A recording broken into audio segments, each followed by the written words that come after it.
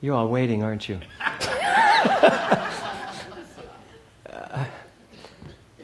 There's something about that song. I mean, it's a Barry Manilow song, and I used to be a Barry Manilow crazy fan.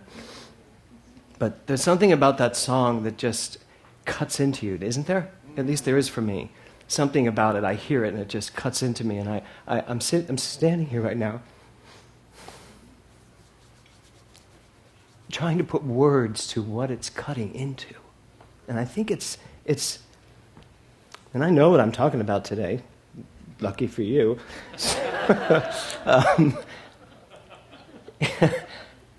It cuts into something in me that sometimes I feel like one voice. But then there are those times when I feel like one voice. Do y'all have that experience? Where some days you feel like you're the only voice saying something. And then some days you realize you are tapped into something that is saying something so profound through you. And I really prefer the latter to that other voice that seems to take over sometimes. So the song just touches, I get it now. Thank you. The song touches me because it touches the fact that those two things can come together when I hear something like that. And I remind myself that the individual voice and the universal voice are the same voice.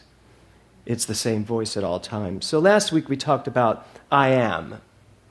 Last week we talked about I am who I think I am, but the question that I left here with is who I think I am equal to who I am? Did you get that? Yes.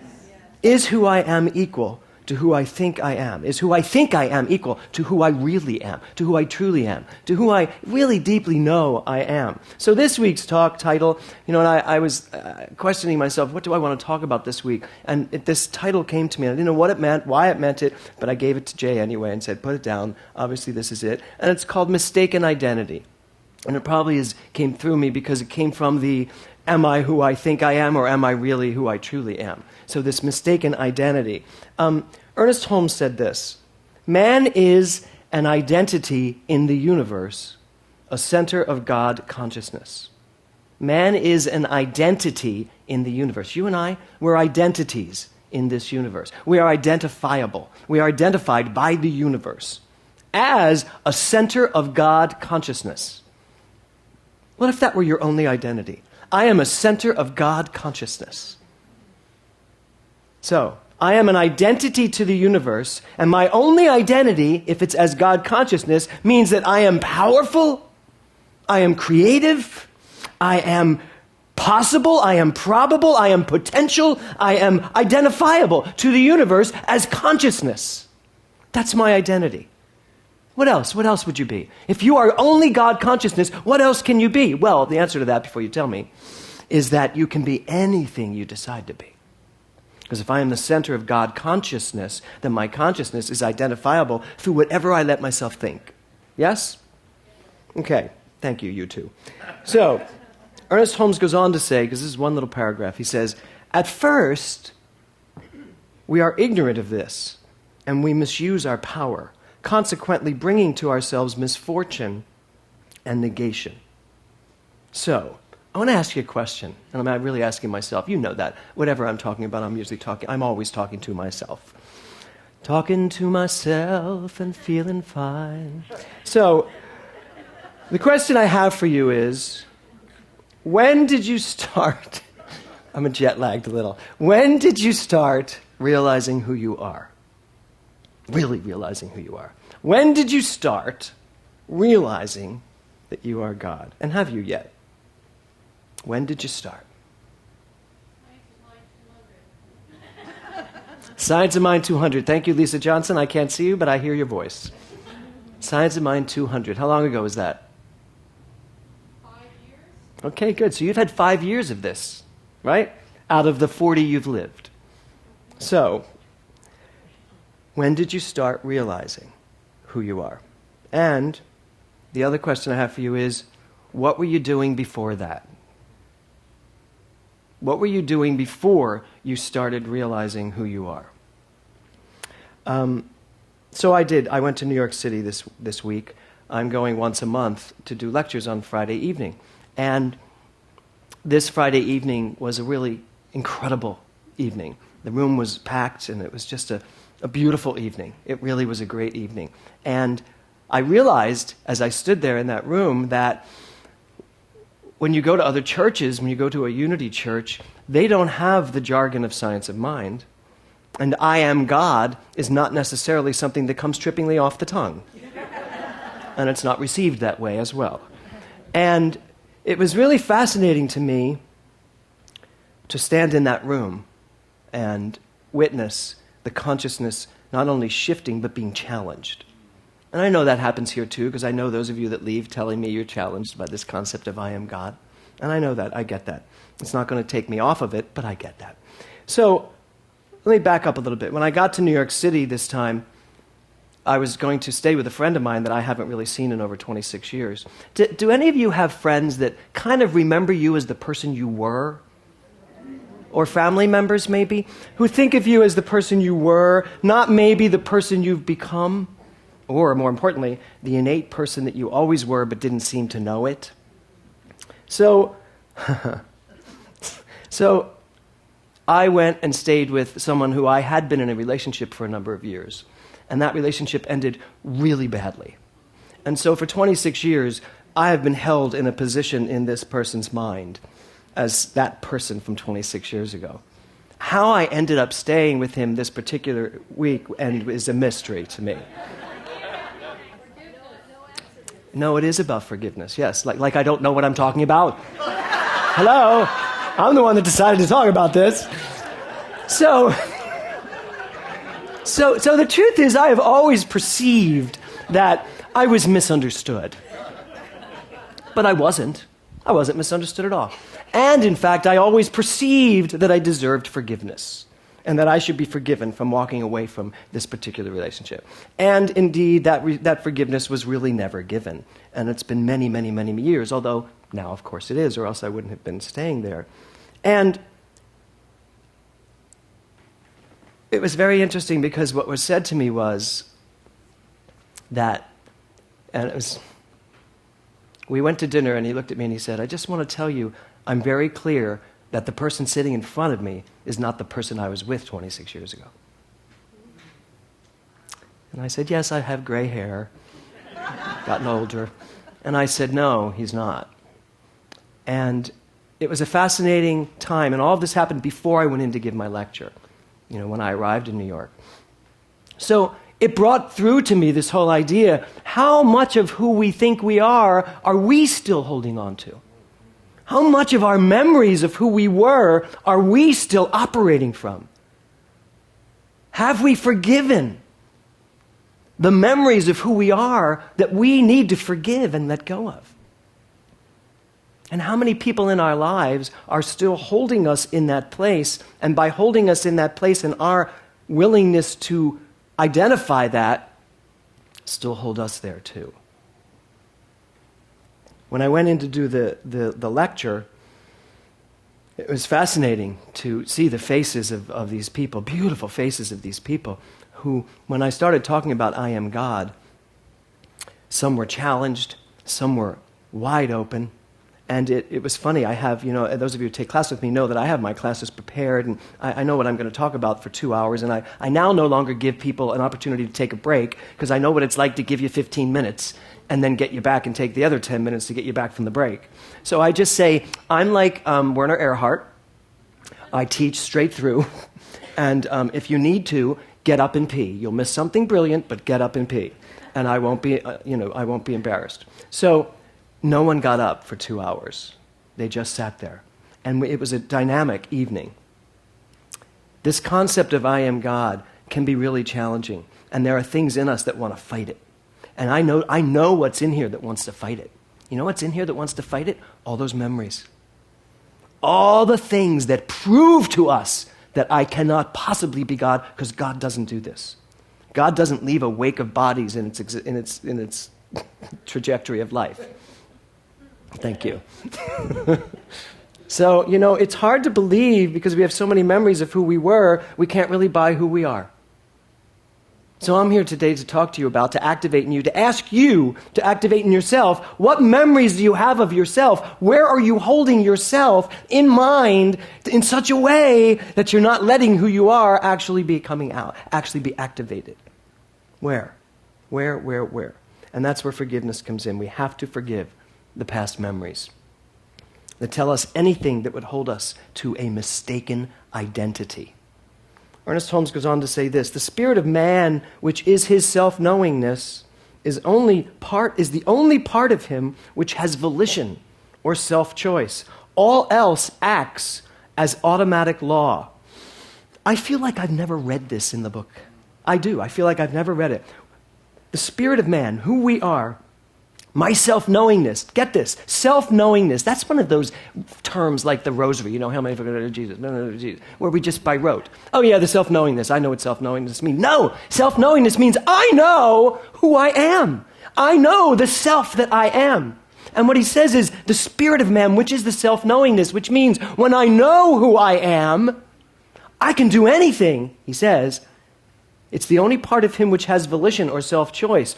All else acts as automatic law. So what that's saying to me is that all of these memories I have of myself are being acted upon by an automatic law that just takes that and keeps putting it into my experience.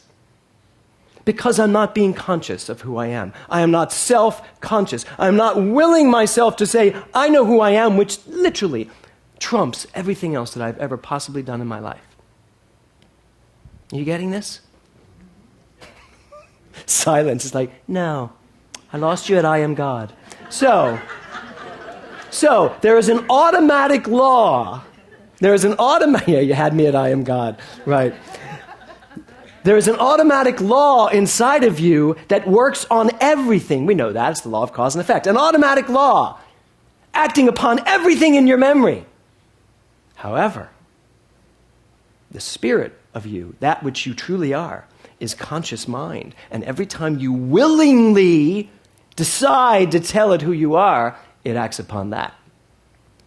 So the question would have to be, how much time are we spending telling ourselves who we truly are, and how much time are we just living on rote, living on what's always been?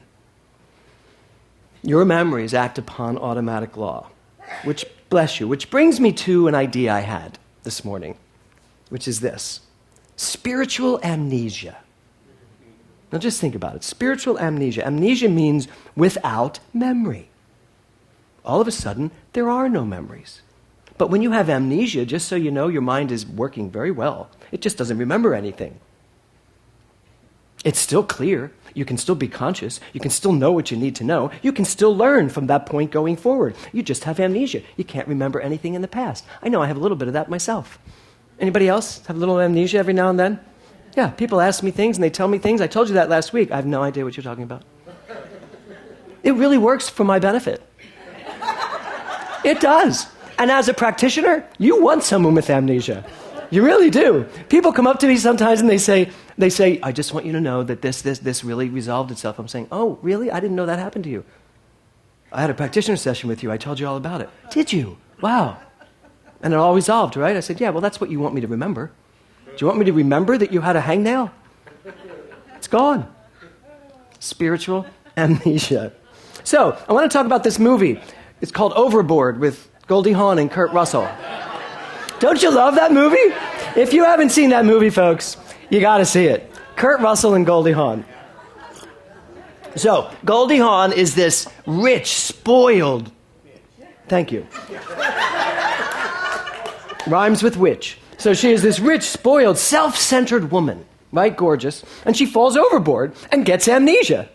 And the guy who, fixes her boat, Kurt Russell, because everyone who works for us looks like Kurt Russell, he pulls her out of the water, but she doesn't know who she is, so he convinces her that she's his wife and the mother of his 6 crazy, out-of-control children, right? And then she, this princess, has to live in this house with these 6 monsters. He didn't bed her or anything. She slept on the couch. Well, I think he bed her later in the movie. I don't remember. So, and she starts raising these kids, and because she believes him that she's his wife. Clearly, when you have amnesia, there's no real intuition there. She believes she's his wife and that these are her children. And she starts getting involved with them and compassionate and loving. All of a sudden, she's a very different person. Her instincts of love come out. Her instincts of compassion come out. All of a sudden, she's smarter. She can do things that she never did before because she didn't have to do them before because everybody did them for her. And she becomes this very different person. So, what would it be like for you and I if we had spiritual amnesia? I'll have the milk of magnesia and the spiritual magnesia, please.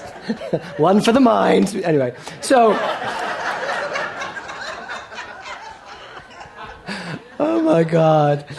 I have mental magnesia. So, what would it be like if we had spiritual amnesia? What would it be like if all we could remember is that we're God? That's it. And we can't remember any of the other stuff in our life. We can't remember any of our physical problems. We can't remember any of our relationship problems. We can't remember any of our financial problems. We can't remember anything. We just have no memory other than, oh, right, I'm God. Oh, I'm God. Okay, so let me do this. Oh, I'm God. Let me speak this word. This already manifests perfectly. What would it be like? And all of a sudden we forget our limitations. We forget how old we are. We forget what everyone thinks of us. We forget what we think of us. That would be a lot of fun. And what if all of a sudden we were able to let Kurt Russell tell us who we are? I would let Kurt Russell tell me who I am. Because Kurt Russell, to me, in the universal sense, becomes divine mind, becomes the law. That one thing that once amnesia takes place, the thing that says, here's who you are, and you buy it, and you believe it. Ernest Holmes goes on to say, the spirit of man, which is his self-knowingness, is the only part of him which has volition or self-choice. All else acts as automatic law. So, what if today we were willing to forgive the identity that you think represents who you are? What if you were willing and able today to forgive, to forget? You know that forgive and forget? That's kind of what that means. Forgive and forget. It's not, I know a lot of people say forgive and remember, and I say forgive and remember in order to be able to remember what I learned from it, not the issue. What did I learn? Remember that. I don't have to remember the issue. So what if we were able to forgive and thus forget and thus move on? Forgive, forget, move on. Today, I'm going to ask you to forgive an identity that you think is yours. Forgive your memories. Set them free. Even the good ones. Set the good ones free to do more good work. Don't hold on to them like a miser because you think you're not going to have any more like that. How many people I meet who tell me the good old days are over? Or, God, remember what it was like back then? Yeah, I do, and I also know what it's like right now, and it's awesome. You know, age being a big thing. Someone asked me in New York, there was someone that came to the lecture who knew me many, many years ago as well. And she said to me, she said, every time I see you, all I think of is that young boy on stage in West Side Story. And I couldn't help it. I said, you do know I was very unhappy then. And she said, really? You didn't look it? I said, I know. Isn't that how it works? I said, but no, I was very unhappy in that period of my life. I said, so you remember me as someone who did a really good job posing, pretending to be happy. I said, now I'm pretty happy, really happy. I said, and I still look good. So, yeah. So right now, in this moment, your memories are being acted upon automatically by a law that is putting in motion whatever those memories are telling it to put in motion. Are you aware of that? I think you are. So this week I heard someone said to me, and this is what this man said to me at dinner after the lecture. We talked a little bit more about what was going on 26 years ago. And he said to me, and it really touched me, he said, you did the best you could with who you were. Fascinating. You did the best you could with who you were. And I'm saying that to everyone here today. You did the best you could with who you were. Except there's a caveat there. You did the best you could with who you thought you were. That's really the case. You did the best you could with who you thought you were. I don't care what your life was like. I don't care if you were an addict. I don't care if you were whatever. You did the best you could with who you thought you were. A lot of people thought they were addicts. A lot of people think that they're addicts. That's not the truth. I get asked 1,000 times if I get asked once, people who come into this teaching who are in 12-step programs, and they immediately come to me and say, I'm having trouble with my program. I can't sit there and say, I am an addict, because what I put after I am really means something to me now. And I say, okay, well then don't say it. Is anyone holding a gun to your head to say it? Just say, I know who I am. Try that. Let's see if that catches on. Instead of, I am an addict, I am an overeater, I am a debtor, I am a sexaholic, I am a shopper, I am a whatever. I am addicted to these meetings. That happens, does it? How about I know who I am? And I'm happy to be here because it reminds me of what I'm not.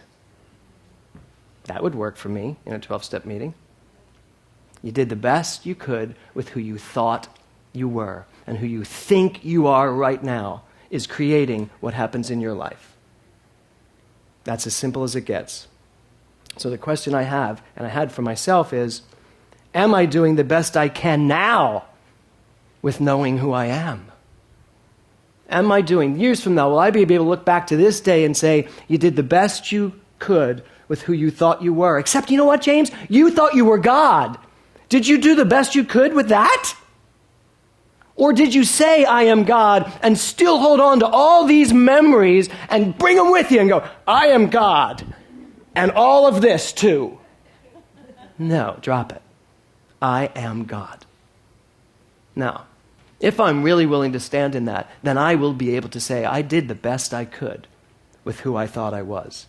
And I can switch that to, I did the best I could with who I knew I was. So in the movie Overboard, Goldie regains her memory. And all of a sudden, she's conflicted. Because all of a sudden, she's remembering who she was with who she is now. So here she is now. She's the mother of these 6 kids, who, by the way, got nicer because she started giving them love. And the house looked prettier, remember? She fixed the house up nice. Even Kurt Russell got cleaned up a bit. So this is who she is. This is who she was, and now she's standing in the middle of it going, my God. And remember the husband that she had to go back to? Remember that? It's like, let me see, Kurt Russell or, right? So here she is in between Kurt Russell and I don't remember Edward Herrmann. Lovely man. Edward Herrmann. It's the character he played, not him. Let me be very clear. Right? So caught between these two things. Well, guess what? I was thinking about this and I thought to myself, I think that's what happens every time we leave here on a Sunday morning. Think about it, you'll get it. We're here and we're all like, I am God, and Karen Mitchell's singing, and I'm like having a great time, and Michael Shapiro just sang this amazing song, and oh my God, I got it, I got the individual and the universal, and oh my God, I feel great, and I'm walking out of here, I go to get my car, and about an hour later, I'm like, what was that? What happened? Well, they have a Wednesday service. I could try that. Right? Is it just me? No, because that's what happens. Because we're caught between who we were and who we are. And here we're telling you, I am telling you, I know who you are. And I know who I am. And I know when I'm standing in between these two things. And it is really frustrating. Really frustrating. I'm about to step into the light bulb next weekend. I'm going into it for the rest of the run. And I can only tell you, I have not had to memorize a script in a very long time. I'm good at telling people to memorize the script, and I'm good at giving them notes about paraphrasing, and please try to stay on the line, and please don't make up your own. And now I'm doing all of that. I am like, and I'm saying to myself, oh my God, I'm going to go paraphrase the hell out of this play, and even then I hope I even remember what I'm supposed to paraphrase about. And all of a sudden, I realized that I was standing right in the middle of, I know who I was, and I know who I am, and oh my God, what's going to happen? And you know what? In your life, in my life, it can never be what's going to happen from a sense of, I'm afraid. It can always be what's going to happen from a sense of this divine good always overflowing. But there can never be what's going to happen because I don't know if I will show up as. That's the problem. That's the mistaken identity that we're all dealing with. So, my job today is to ask you to check in and see if there's some memories, if there's some past that you are ready to forgive. Some ideas about yourself. an identity that you thought you were. Maybe even walking in here today, that you can say to yourself, that's not really who I am, is it? Can you be willing to forgive that? So Friday night, when the class was over, a woman came up to me, and she was just so beautiful. She had blonde dreadlocks, and young girl, I guess she was maybe around 30. And she came up to me, and she had tears in her eyes, and I had said, I talked to a lot of people for a long time after the class, and she just waited. And then she came up to me, and she took my hands, and she just said, you know those moments you have of someone doing something, and they just stick in your throat? She looked at me, and she took my hands, and she just said, thank you for seeing me. And I was like, you're welcome. She said, no, really. She said, you have no idea what it means to be seen, to really be seen. She said, we're all going to be back next month. And she said, I imagine there's going to be twice as much of us because we're all going to go tell people. We all have to come hear this message about I am God. And as she left, I was standing in the room all by myself, and it was a long trip. I mean, I took a red eye. I didn't sleep. I was going through a cathartic moment with 27 years of memories. I showed up and did my work. I didn't finish telling you this earlier. You know, I prepare my classes. I didn't touch a thing I was going to say in my class because the minute I said the first thing, hands went up and we were on for a roll. And it was 2 hours of nonstop. Most of you who take classes with me know, I can do a circle, sort of. I draw a circle. That's the thing I use I did 7 diagrams. Diagrams, I don't know where they came from. I'm just diagramming, and it wasn't on a board, it's a paper thing, and I'm throwing papers and diagrams, and it was like so exciting to see who this was coming through me. And then when she said that to me at the end of the night, it was as if something said to me, this is what you're here for. You don't have to teach another thing as long as you live. But if you can have someone remember who they are and forgive who they thought they were, your life is complete. And that's what I thought leaving there. And then I got on that flight at 5 a.m. the next morning, having not slept all night. And I slept on the plane. I got home, and I was getting undressed in front of my mirror, and I looked in the mirror, and I went, oh, that wasn't it, was it? If you can look in the mirror and say, I know who you are, now you've done your job. So, that's really what I'm here to talk about today. It is time for us to take our masks off. We're about to go to Halloween. It's time for us to take our masks off. It's time for us to stop thinking that we are someone who we're not. It's time for us to stop investing in these identities that aren't correct. And when I say investing, I mean it's time for you to stop thinking thoughts based on beliefs you have about yourself that just aren't true. They're just memories. They're just memories. Who you are is unchangeable, is absolute, is definite. And if you get that, if you really get that, then this really does all get forgiven. So, it is time for us to get rid of the mask. It's time for us to get rid of our mistaken identities. And it's time for us to forgive and forget. And yet remember the truth. I am love only. I am love only. Which means that I can do anything, which would mean I can forgive everything. And all of that enables me and allows me to remember who I am at all times. So we really have taken the call with the vision statement at this center. Because those 3 things in tandem really do lead for an amazing life. So, last week I talked about I am. What you put after that is really important. And today what I'm saying is we all may have some mistaken identities we want to take a look at and step into the truth of who we are so that we can honestly say, I am Goldie Hawn. Because guess what she did at the end of the movie? She did remember who she was, didn't she? She remembered who she was before her life happened. Before she got caught up in this thing called life and an identity that she was comfortable with. And she changed everything. I'm a real advocate for change. It can be painful, but I am an advocate for change. I will change whatever needs changing in order to be who I really, really am. Because I'm not the person I was 26 years ago. I'm not the person I was 26 minutes ago. And neither are you. You are God. I am God, and we are in this together. Namaste.